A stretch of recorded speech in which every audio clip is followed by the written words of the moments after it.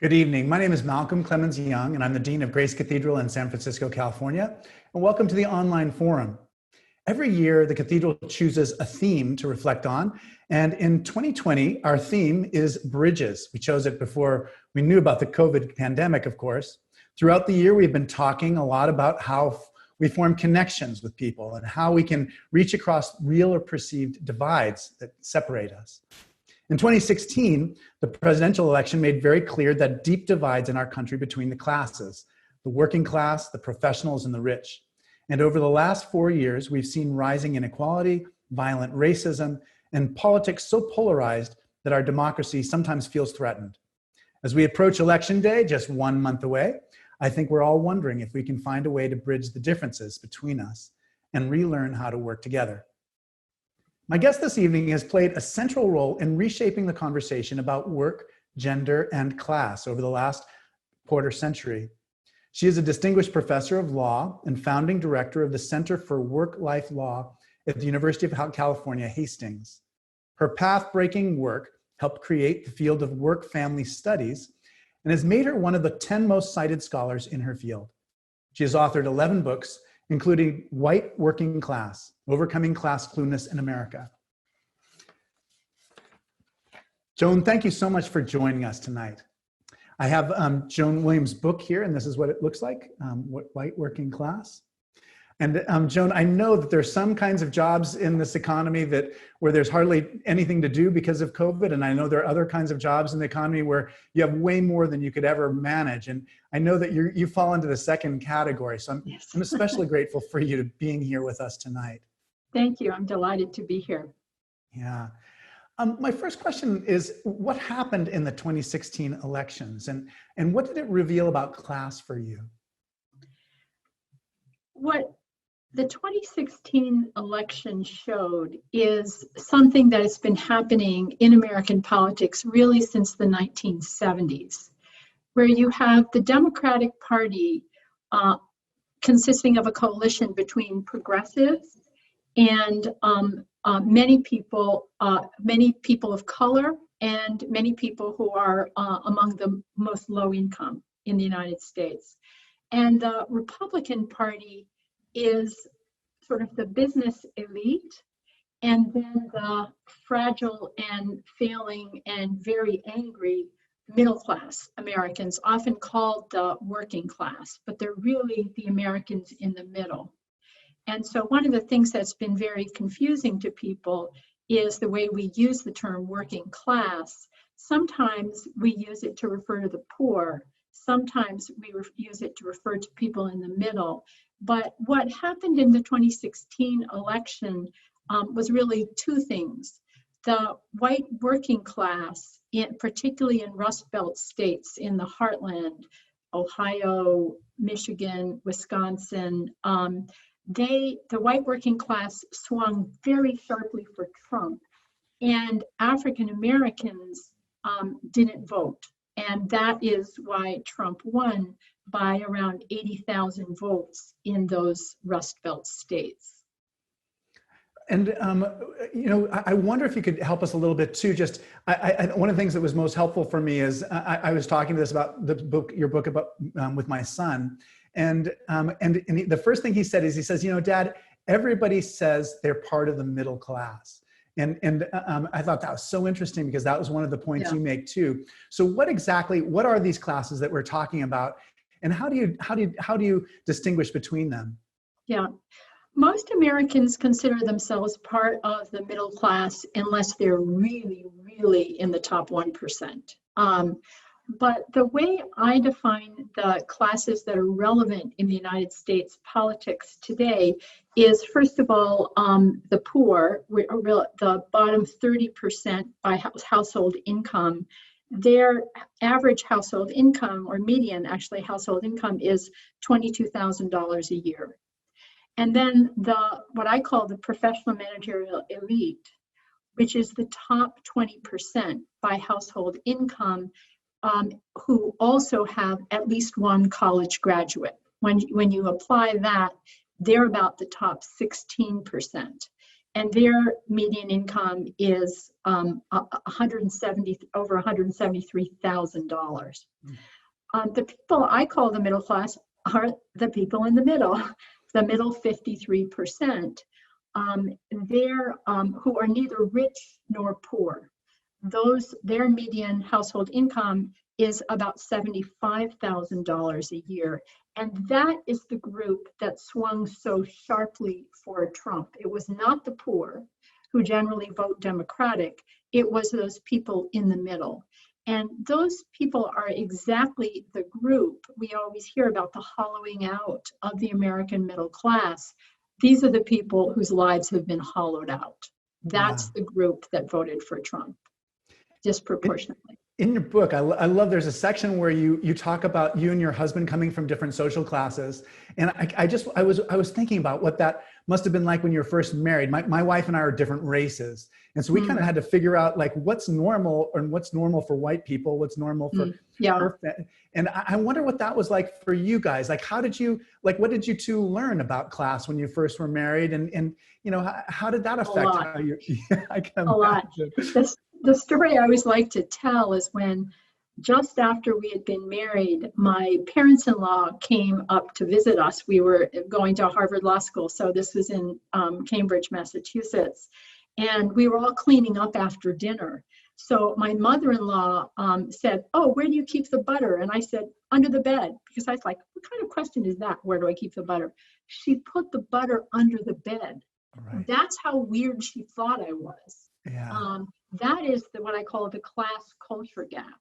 Right. And the class culture gap is absolutely huge. There's not that many people in cross-class marriages. But for example, things like the role of conversation at the dinner table, it really was different in my husband's family and mine.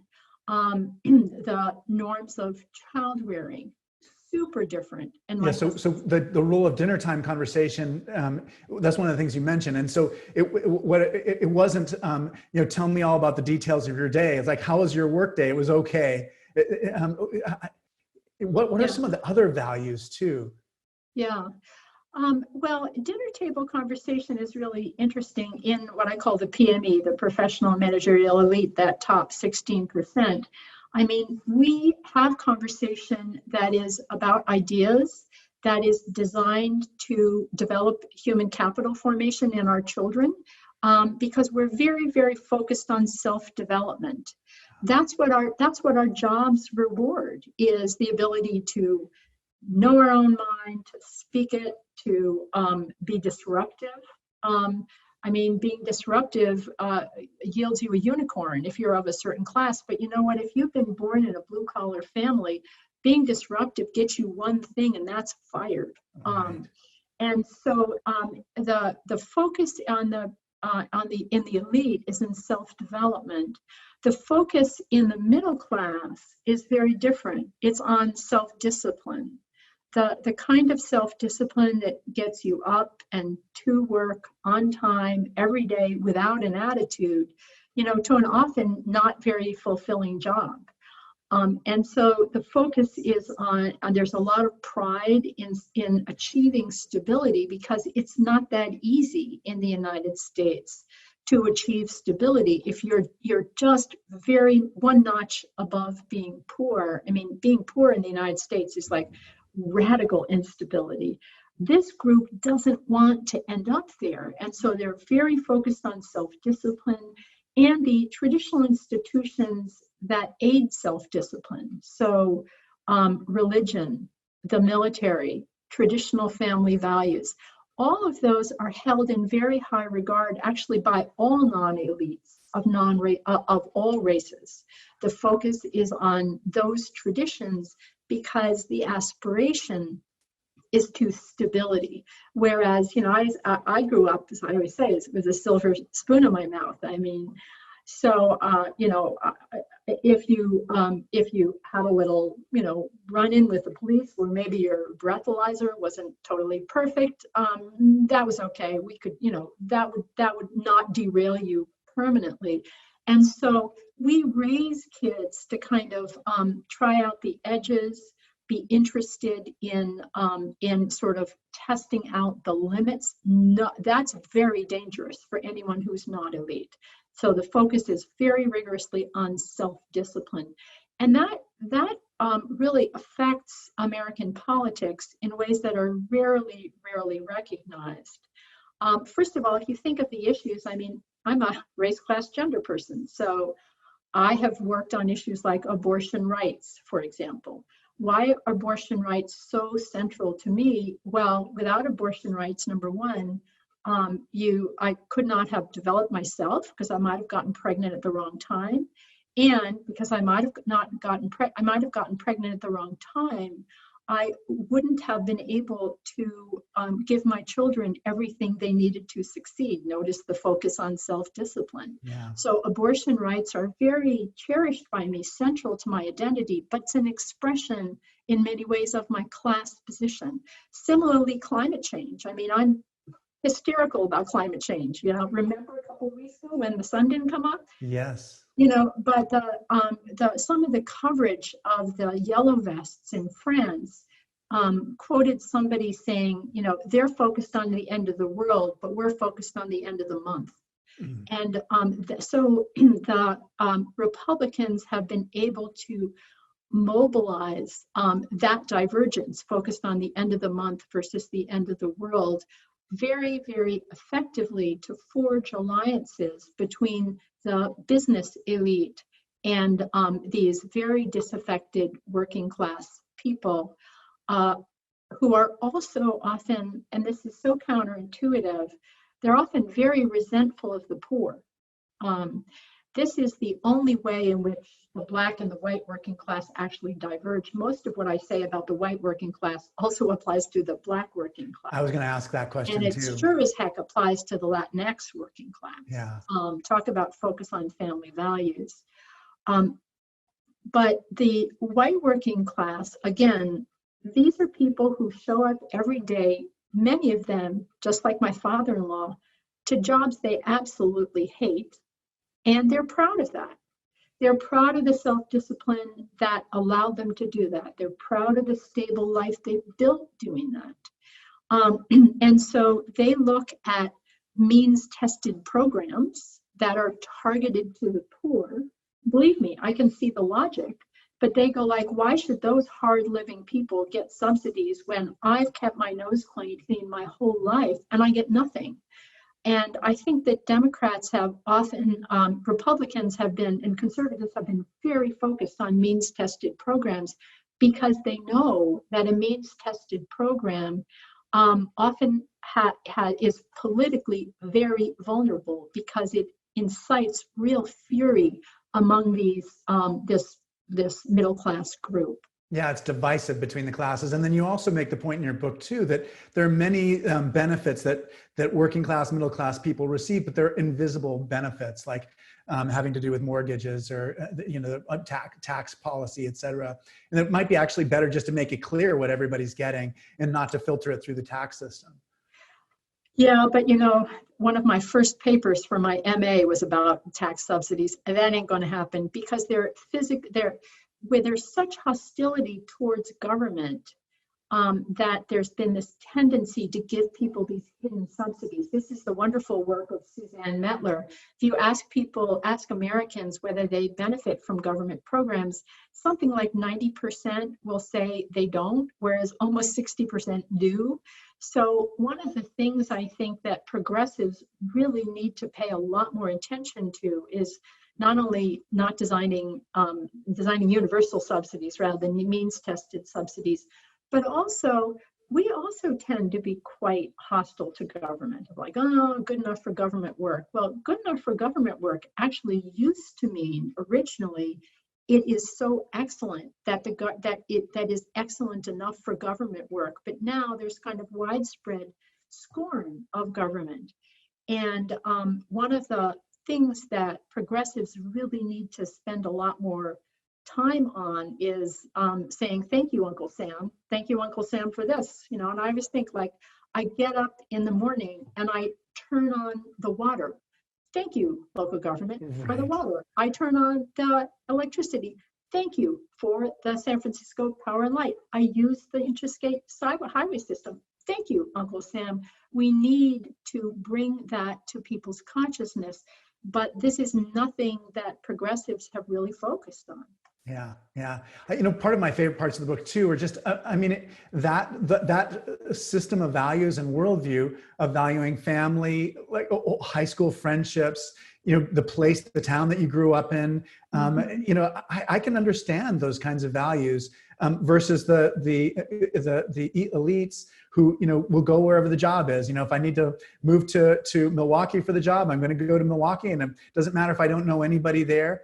And you can see too that you talk a lot about just the value of being genuine and authentic, that many people in the middle class can look at elites just saying, oh, they're just suck ups, or all they do is just socialize for the sake of their jobs. And we call it networking. We do. Networking. You're right. We do. Exactly. That's exactly right.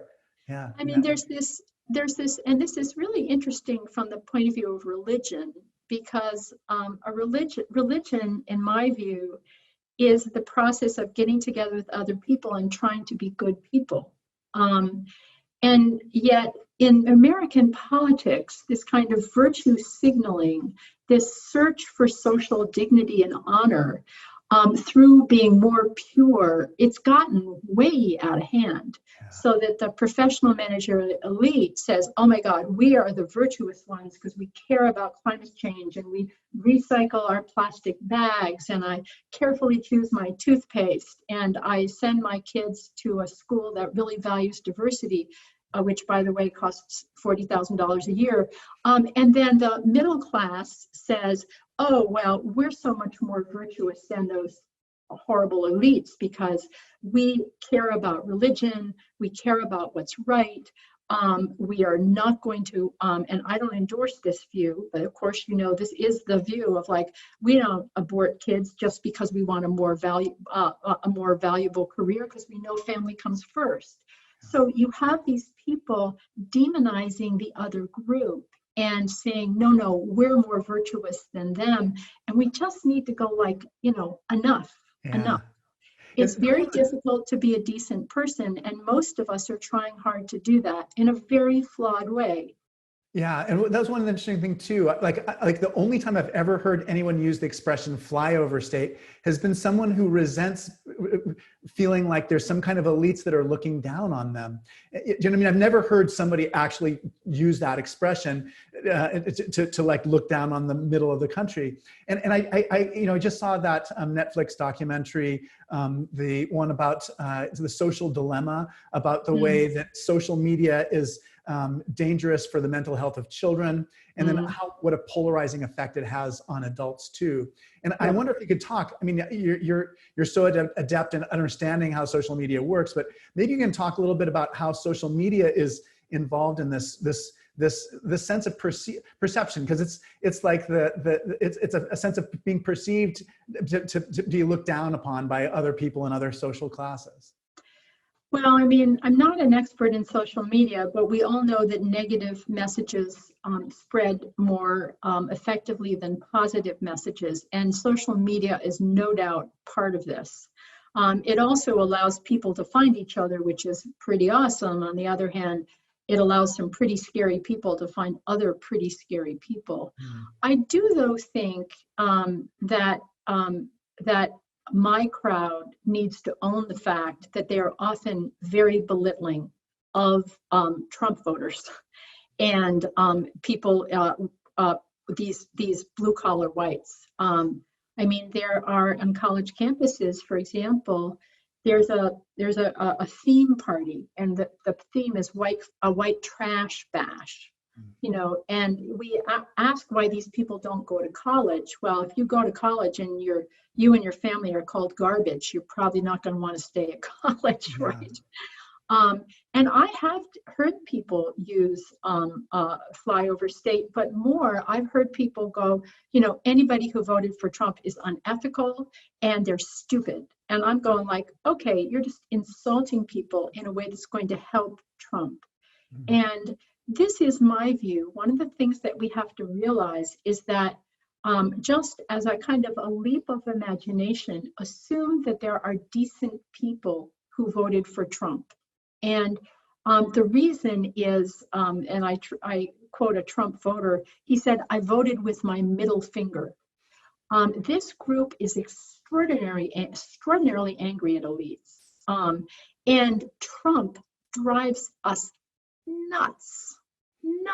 I speak for myself. He drives me nuts.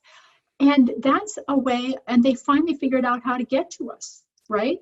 They finally figured out how to get some purchase on our attention, which is voting for Trump. Yeah. If we don't want that, I think what we have to do is to go back and not abandon again, I have studied race, class, and gender my whole career.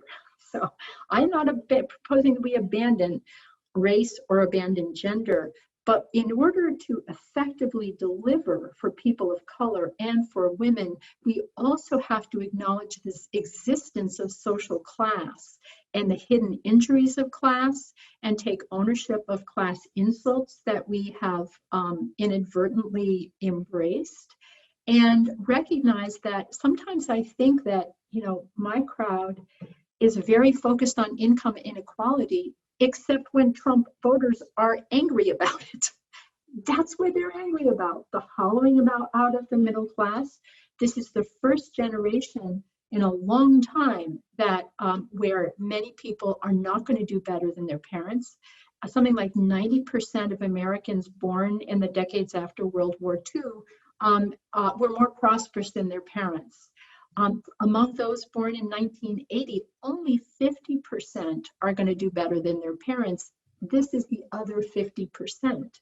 These are the people who are affected by the evisceration of small towns and the opioid epidemic and all the rest of it. And they're very, very angry. And you know what? I think they have a right to be angry.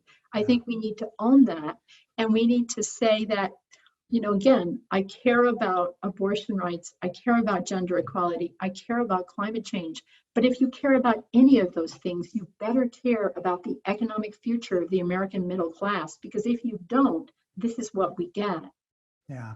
One of the questions I was just thinking, we've talked so much about class, and it's because I've been thinking about your book so much, but I wonder if you can talk a little bit about race too, just like, how is race connected to all this? It's definitely, we're in a different place than we were certainly in April, I think. And what effect does that have on these big political contests? Yeah, well, for about 2 years, from about 2016 to 2018, I really thought there was a robust conversation about social class in the US, which is pretty amazing, because the last time there was about 1930. Yeah. And then a window dropped. And all of a sudden, people were saying, this is all just about race. It's not about class. This is just racism. And the answer to that is in some ways simple and some ways complicated. When you start out from the proposition that white people are racist, that's a pretty safe bet. Racism is in the equation here. There's a lot of racism that's going on. And the far right, of course, is fanning the flames of racism. That is part of a strategy that W.E.B. Du Bois named in the 30s, I think it was. And he said, if there's a white man who is not rich, he's given whiteness as a compensation. Like, you may be white trash, but you're white, not black. This is often called the wages of whiteness strategy, where the business elites have very consciously, really, this started around 1670, pitted the white working class against the working class of color in order to make sure that they didn't bind together to challenge elites. And that's exactly what's been going on. Steve Bannon has been really explicit about this. He has said we need to keep them talking about race, because so long as we do, they do, we got them. Now, my solution is not to stop talking about race. I mean, I believe I actually find social inequality offensive, all kinds. I find gender hierarchy offensive. I find racial hierarchy offensive. I find class hierarchy offensive. I just think social inequality is offensive. But the idea that if racism is involved, that's all there is, that just shows you don't understand what social inequality is. The fact that this is about race doesn't mean it's not about class. It's also about class anger, and it's about class anger that's been carefully sculpted to fuel racism. So if we don't like that sculpting, we better get in there and focus that class anger in a different direction, which is what we really need to do. Yeah. You know, it's funny, as I listen to you, I think of you as a child growing up, as a kid, and wonder just like, did anybody see any signs that this was coming, that you were going to be so involved in race, gender, and class? How did you end up here in this place where you are now? Like, what drew you into this field? Well, my father was an Episcopalian New England WASP. Who married my Jewish mother in 1946. So my family has been pretty interested in social inequality for a very long time. Yeah. Of my 4 sibs, 3 out of 4 of us are in cross-class marriages. So this is like a family tradition in my house. The other thing that's important is that my father was actually planning director of New York City for a long time. And then we went down to Venezuela. He was planning a new capital in Venezuela, which never took off. Caracas is still the capital, different story. So I, as an 8-year-old, lived in Venezuela. And I can still remember the very first time I was driving into Caracas and I saw what was then, and I think probably still, called the barrios, which is just a word for neighborhood, but it really means neighborhoods up on the hills where people had put together houses like made of cardboard with no plumbing, no nothing. And I was so horrified. And I can remember actually being in Peru in 1962, and I had said to my dad, why are all the Indians farming on these terraces up in the high hill, whereas you have this incredibly rich valley? And then I remember going into a church and seeing the altar pure of gold, and I thought, like, okay, this is really messed up. Right. So, completely. So I have been very focused on income inequality since I was 8 years old. And you know what? What's happened is the Venezuelization of the United States. Yeah. When I walk around downtown San Francisco, I feel like I'm walking around Venezuela in the 1960s. Yeah. I mean, I wonder if you can talk a little bit about tax policy. I remember reading Thomas Piketty's book, Capital, and just being horrified at just 2 factors. One is just the effect that slavery has had and continues to have in America today in every element of our shared life. And then also the effect of changing tax policies on the composition of the middle class in particular, but of our entire society. Yeah, well, it's funny. I wrote an op-ed in the New York Times I guess it appeared last Sunday, and somebody wrote me this amazing, of this flood of letters. Somebody said, vote for climate change, get lower taxes for the rich. Vote to prohibit abortion, get lower taxes for the rich. Vote to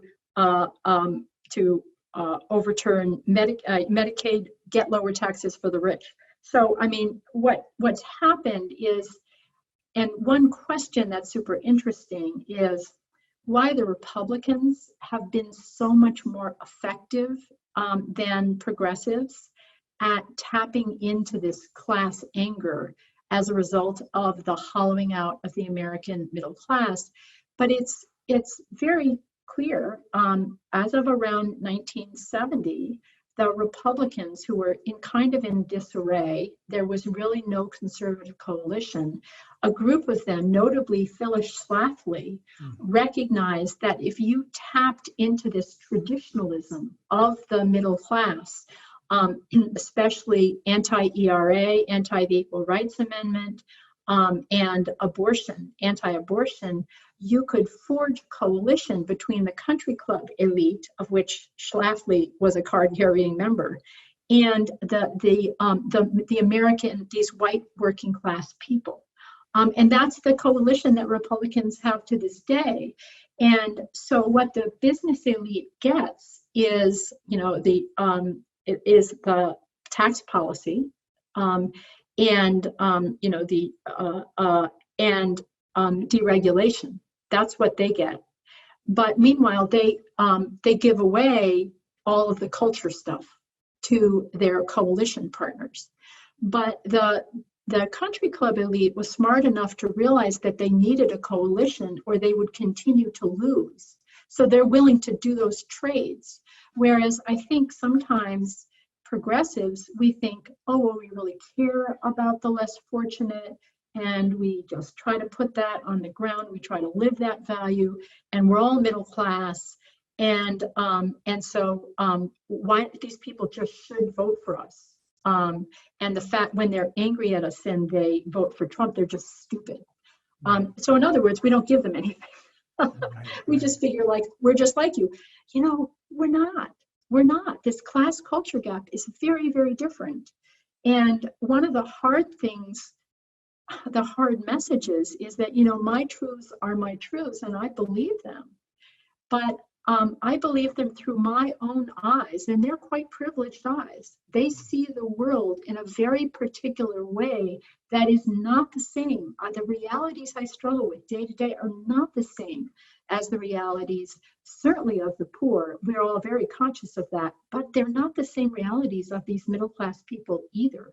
Yeah, and that was the most, I think, perhaps the most powerful part of the book for me was just the reminders of the couples that are trying to raise 3 children, and the husband's working an all-night shift, and the wife's got 2 different jobs during the day, and they're like, the 2 of them are barely in the house at the same time. They're exhausted all the time that they're together, and they're just barely making it. And you're right. I mean, I guess behind all this is like, if you're working a full-time job, you should be able to afford to live in America. And that's what's not happening. Yeah. And, we have progressives have generally focused on the $15 an hour minimum wage. And boy, should that happen. Yeah. But the minimum wage is actually what this group of fragile and formerly middle-class families, that's what they want to avoid. They do not want $15 an hour. So to say, oh, we really care about them, care about the minimum wage. I care about the minimum wage. That's because I care about poor people. But you also have to care about these families that used to have the house, the car, the washing machine, dad working full-time, mom working only part-time to send the kids to parochial school. And now their lives are so different. I mean, as you point out, in this middle class group, most of them don't use childcare because they can't afford childcare. Yeah. Most of them tag team, where mom works one shift and dad works a different shift, and so parents rarely see each other awake.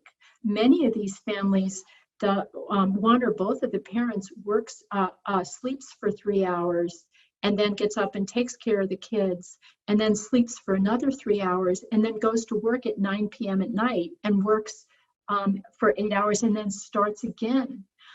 And the embattled nature of family life, I mean, and again, I think that at least in my crowd, people know that daily life is completely unworkable for the poor, and it's worse for the poor. But I think a far narrower group understand how unworkable daily life is for the formerly middle class. Yeah. And it's and this just shows you why this is such a flashpoint. So you have that tag teaming family those families have 3 to 6 times the national divorce rate because they never see each other awake and they're very stressed. And they get no childcare subsidies.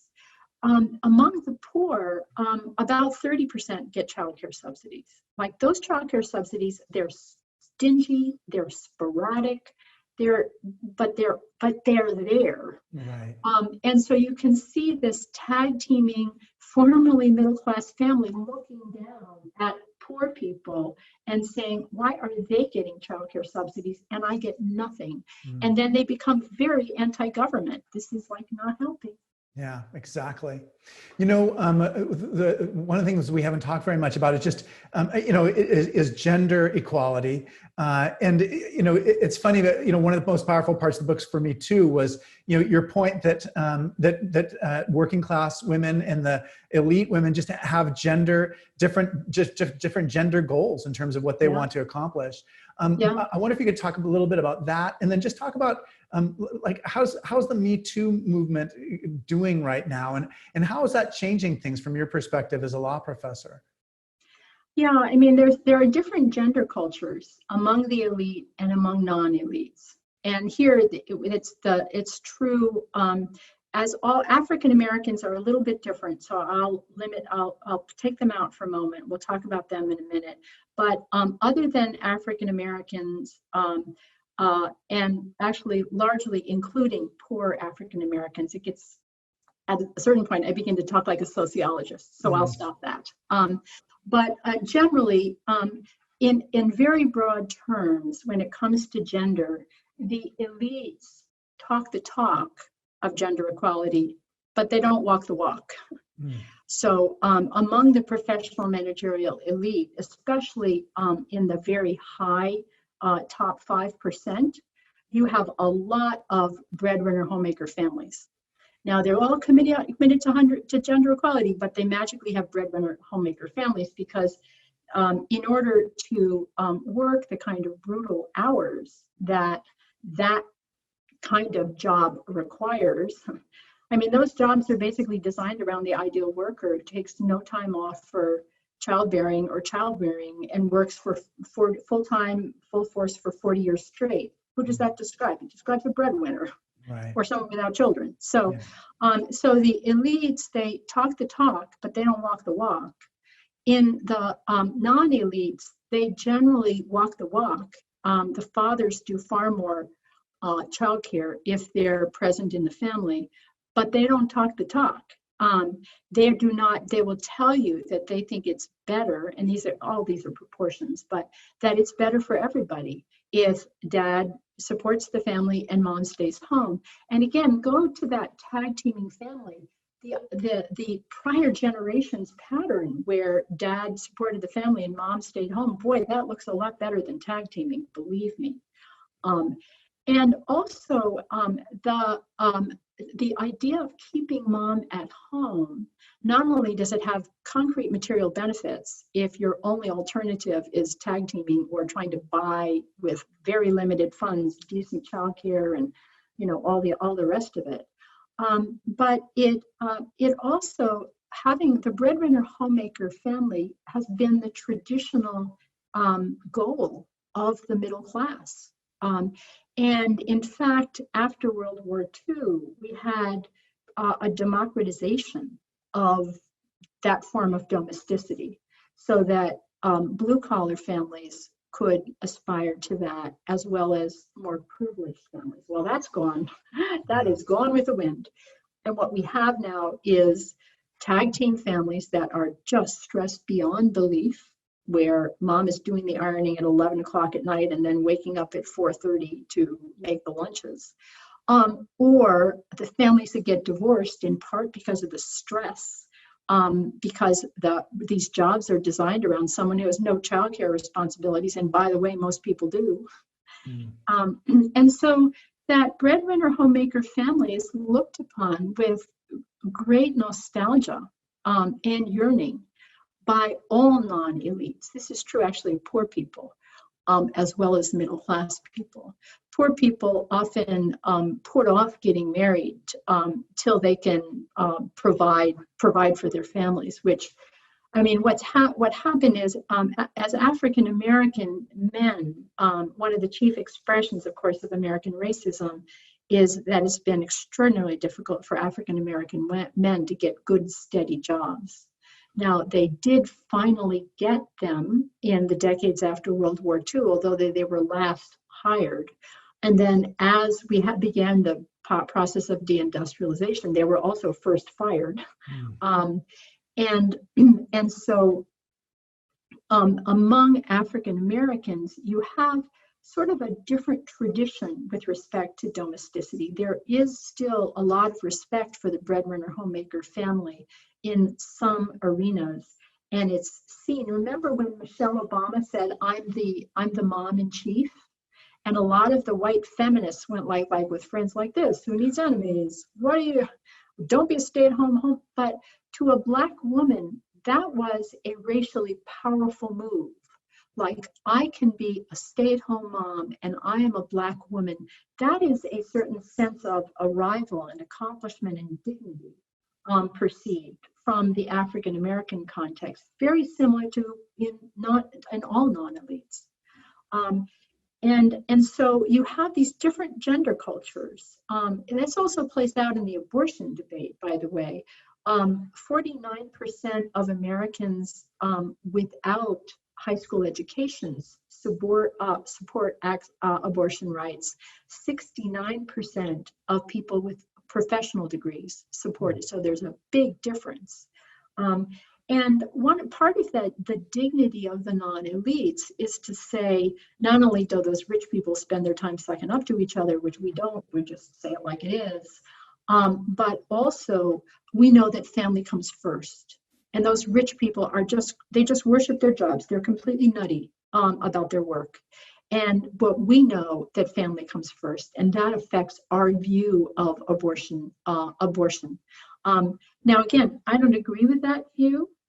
But I see through my eyes, and my eyes were shaped by the way I grew up. They were shaped by my job possibilities.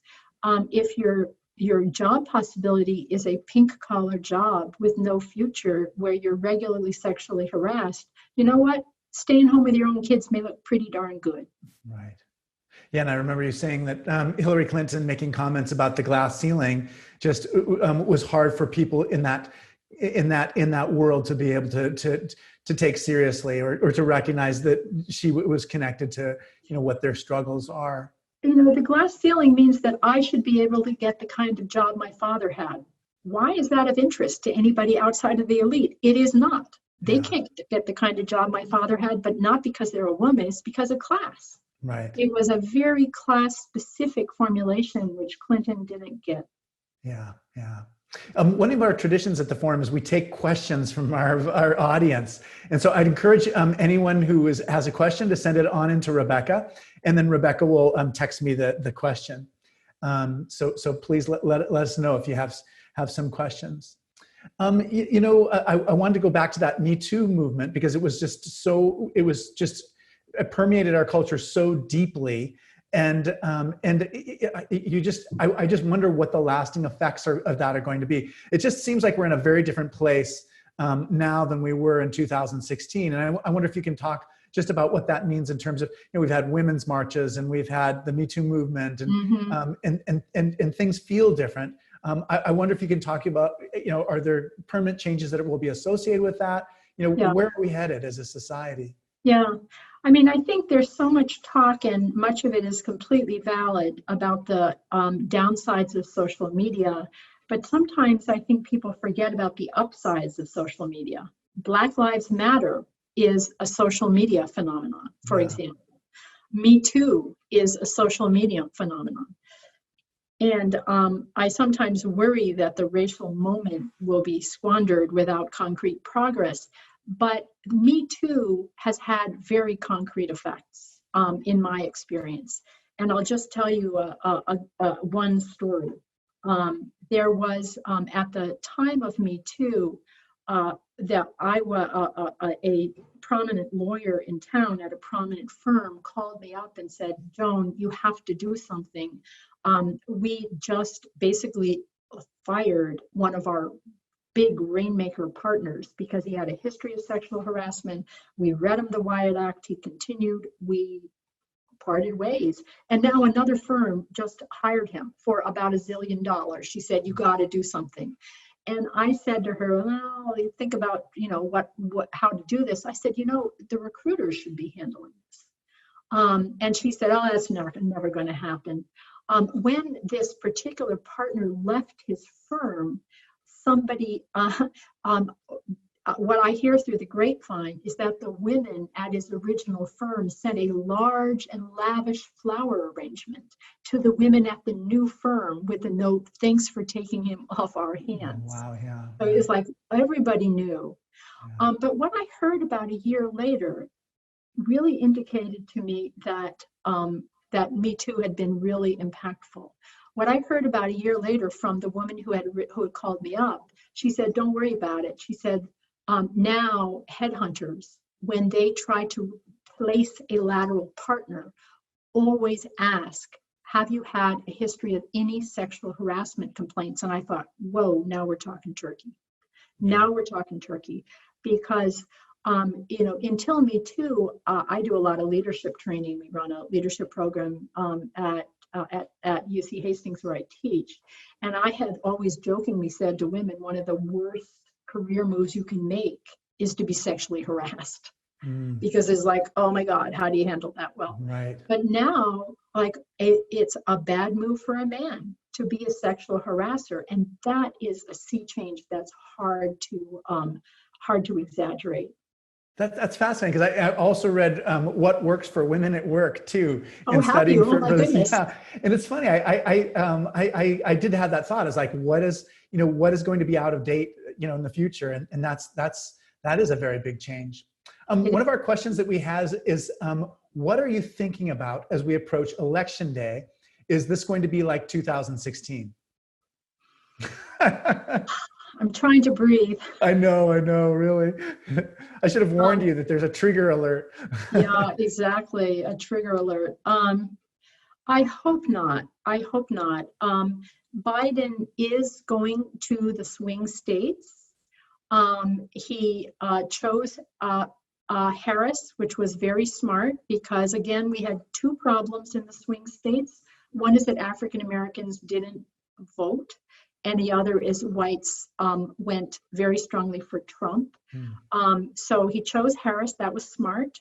And he's going to the swing states, which Clinton, bless her heart, never did. And he's saying the right things in the swing states, namely, I totally understand why you voted for this guy. You had high hopes for him, but look, he just didn't deliver for you. And we are actually going to bring jobs back. If you are a hardworking American, you should have a job that supports a family. Anyone who works full-time should be able to have a job that supports the family, and we will make sure you do. That's all it takes. It's not that hard. Yeah. The other thing is that white women, who I'm ashamed to say, if white women had just split 50-50, Clinton would have won.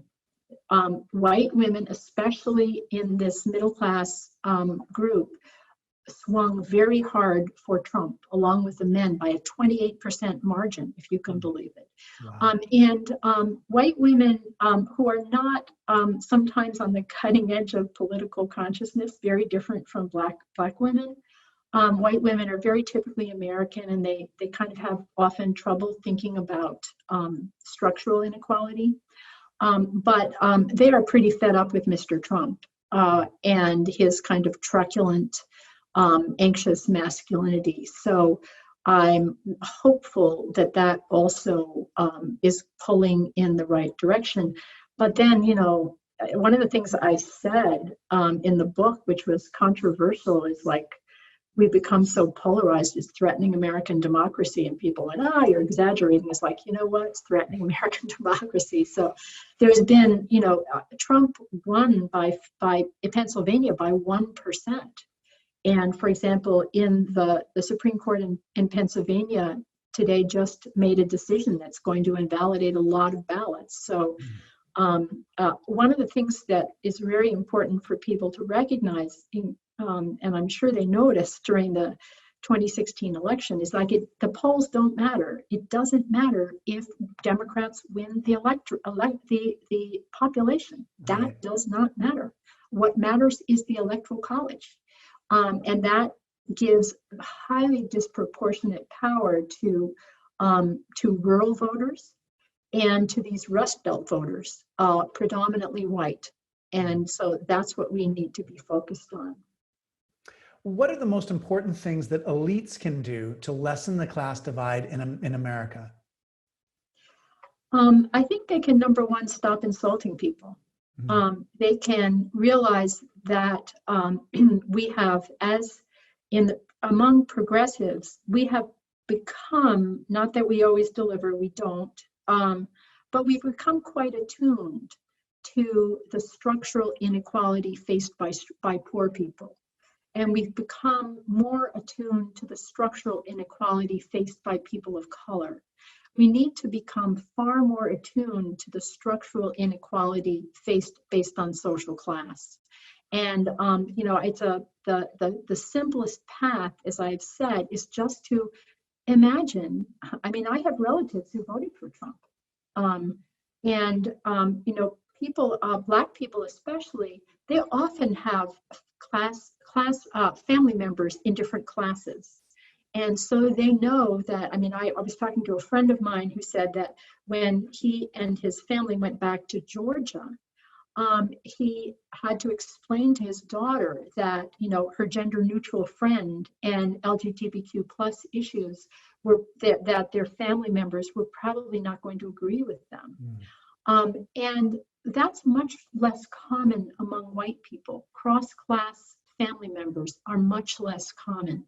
And but I think as in so many other ways, we need to take the African American community as a model and realize that there are decent people whose values are different because their lived experience is so different. And if we don't like that, we number one have to treat people with respect, or else they vote against us and do all kinds of, get very angry. And people, when they're angry, they're not at their best. We're not seeing their best side. And number two, we have to respect the fact that our truths are very local, and we have to respect other people's truths. And I think that that's a major brief for religion, actually. I mean, religion is, there but for the grace of God go I. I think religion is a powerful message, a powerful venue for humanizing our enemies. And, I'm not necessarily, I don't think there's such an urgent issue to humanize white supremacists and Nazis. I suppose that's a religious, if you're going to go there, God bless. But there are a lot of decent people who voted for Trump. And I think it's time we tried to understand where they're coming from. And I think that religion can play a role in explaining to elites just how localized our truths are. Yeah. I mean, if there's anything one thing that religion's taught me for sure is just human beings are reasonable. And so when somebody's acting in a completely unreasonable way, then it's often the case that you're just not understanding the context of what's going on. I remember somebody said to me, and this was in a gender conference, 30 years ago, they were talking about angry white men, and an Asian American critical race theorist got up and said, I said, I don't condemn what they're doing, but we have to ask where the anger comes from. I think we have to ask where the anger comes from. And, if people are plowing cars into protesters, and killing people, exactly. That is like, okay, white supremacists, okay, that's not an offer in my world. I like to think of myself as a pretty imaginative girl. Yeah. But I am, it's like, that's a hard stop in my world. But I think that most people are decent people, flawed people, trying to live a decent life. Those are the people that I think we really need to start much more serious conversation with. Yeah. Here's a question. I recently read Wilkerson's book, Caste, where she makes a case for America's ingrained caste system, superseding class as a model underpinning our divisions. Do you have any thoughts on this? Yeah, I mean, this is this is a classic. If it's class or race, then it's not class. You know, if it's race, then it's not class, and that's, in my view, that's a false dichotomy. I mean, I do think that particularly for African Americans, the analogy to a caste system is very powerful. Partly because I study race, I study how implicit bias plays out by race and gender in organizations. And when I started to study race, I was just, I mean, these are professionals. I've studied lawyers, engineers, architects, the kinds of disrespect and demeaning behavior that Black professionals face. Well, in fact, Isabel Wilkerson gives a good example where she shows up to interview someone as a New York Times reporter, and people won't even acknowledge that she's a New York Times reporter. I mean, that's the kind of disrespect that being an African American often triggers. But that does not mean that if somebody is, a white working class person, they aren't treated with disrespect too. These are not mutually exclusive explanations. Social inequality affects many different groups in absolutely indefensible ways. Here's another question. This is from one of our audience. How should the church think about these issues, particularly race and class? I think the church should think about them a lot. I think that the church, at its best, what religion does is forms communities of people trying to be better people. Yeah. That's why I'm a big fan of religion. I'm a weird one because I actually, this is very Episcopalian though. I know, I saw in your book too. I know what you're going to say. I don't believe in God, but I totally believe in religion. And that makes sense to me as an Episcopalian. It also makes sense to me. My mother was a Reformed Jew. That makes total sense as a Reformed Jew as well. But to most people, they just think it's really weird. The best thing that religion can do is to get people back in touch with their striving to be good people, including realizing that in order to be a good person, you have to think about loving your neighbor as yourself. It's very important. You have to love yourself. Without that, you can't love your neighbor. But loving your neighbor, that's a pretty rigorous job description. And especially in this day of polarization. But I do think that religion and in general, and my tradition is Christianity, so the other religions have useful language, but my language is of Christianity. It is a really important tradition that is very underutilized. Now, not to say that it doesn't stand for a lot of things that are going in totally the opposite direction. Religion is like most other things formed by human hands. It's as flawed as humans. Yeah, it is. You can't get away from that. We have my daughter's roommate living with us. So my daughter and her roommate can't go to college because they're not allowed on campus. And she said, "Are there politics in the church?" I'm like, "Yes, we're primates." Yes, exactly. Wherever we go, we bring our politics with us. We can't help it.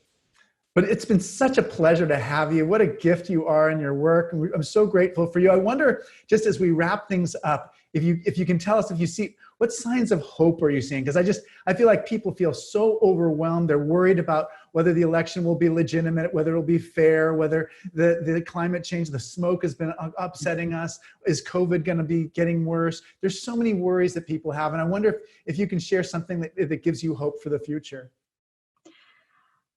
This is probably not what you're looking for, but write postcards and do phone banking. This is the election of our lives. And I have been around a long time. When I first said that our democracy is threatened, people thought I was nuts. But folks, our democracy is threatened, and climate change. We don't have any more time. We have to win this election. So, phone bank, write postcards, give money, and pray. That's a perfect thing, Joan. People tell me, they say, we like it when you give us homework in your sermons, because then they see what to do. And I love your homework assignment for us. Please join me next week when my guest will be Chasen Boudin, talking about the progressive prosecution movement. And you can help bring the arts to life at Grace with a gift to the forum. Please visit gracecathedral.org/give to give to Grace. And thank you so much, Joan. We're so grateful for your work out there, and thanks for alerting us to the fragility of our democracy in such advance notice, so that we would be a little bit better prepared when we started to see it fraying before our eyes. I greatly enjoyed it and look forward to coming back to physical church. Yes, definitely. Thank you very much, and good night, everyone. Okay. Stay safe. Thanks all. Yep. Bye-bye. Bye-bye.